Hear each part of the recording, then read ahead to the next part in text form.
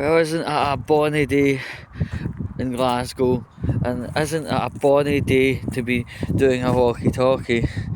Now, just at the weekend, the child killer Ian Huntley has died. One bastard less, I suppose. Right. What happened to bring him to hospital was he was attacked in jail very, let's say methodically, by a weapon that had a spike.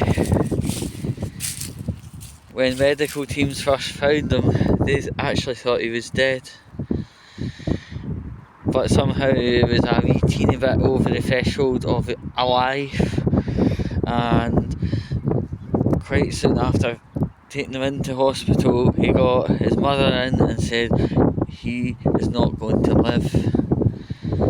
This is potentially a chance to turn off the life support, because even if he does have a 5% chance of living, it will be a life worth living. Eventually she came around and said, unplug it, blah blah blah. She couldn't even recognise him herself. And a couple of days after it, boop boop boop boop boop. The person who done this murder, he wasn't exactly Mr. Innocent. He had a horrific line of crimes, but for some reason he took it upon himself to do the job, and it was within a crafts class, 9:20 in the morning. It's quite early really, because some people who are in jail don't actually wake up till maybe 2 or 3 in the afternoon. So, and the thing is, when he was discovered to be looking dead after the extreme injury, he got a aircraft trip to a hospital.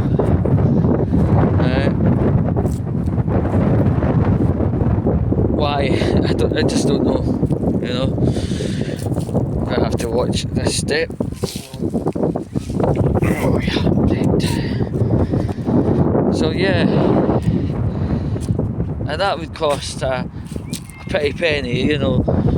It's not like getting a EasyJet to Alicante for next to nothing in cost.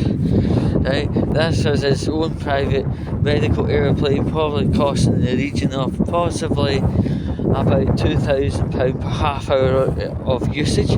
That also includes getting from the airfield down to the hospital, well, in his case the jail, and then the jail to the hospital. So yeah, it's costed the taxpayer quite some money, but dare I say at least that's one bastard down. Now, the original jail tariff for this guy was 40 years. He'd been in jail just over 20 years, and not even with a hint of parole anywhere in the time frame, you know, in the vicinity. So yeah, it's in that case, at 40 meant 40. It didn't mean 40 means get out in 18 and on tags and stuff like that. No, the judge was 40 means 40. So he was approximately, I say, halfway through the jail term when he actually got severely injured. I mean, it's not the first time he's been severely injured, but at this point he had served about 20 years. With 20 years remaining. It's not often when a judge turns around and says, there we go, there's a jail term, and the number means the number, not halfway in and halfway out house or whatever. But yeah, I can only hope the families of the murdered children can rest a wee bit easier. And if this set of events caused, a bit of emotional tumulty, right, I hope that can settle back down reasonably and them to produce as productive a life as possible in total spite of Mr. Huntley. Luckily, such evil doesn't come often, but our government really does need to be a little bit more ready and willing to stand up and say no, instead of letting people off. We remember Mr. Starmer saying he was cutting jail terms for sex offenders and letting people out that look as if they've been rehabilitated after being charged for such crimes. I hope that kind of rhetoric stays in a box or in a notepad, but never get action upon, because releasing kind of people like that is releasing people like that too soon. And as a fellow United Kingdom person, I'm sure my words will be reflective of all yous. We hate to see this stuff going on. We cannot be bothered with more. We can't be bothered dealing with these people in our community.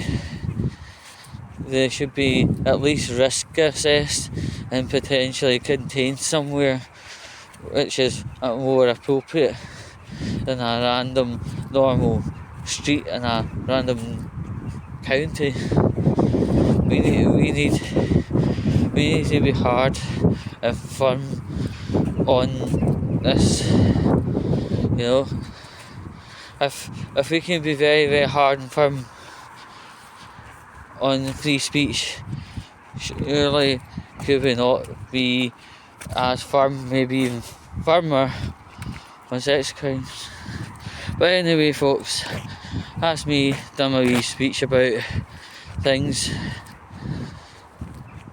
The only thing I can do and say is have a great rest of the day. Make sure you know your family all love you and you love them,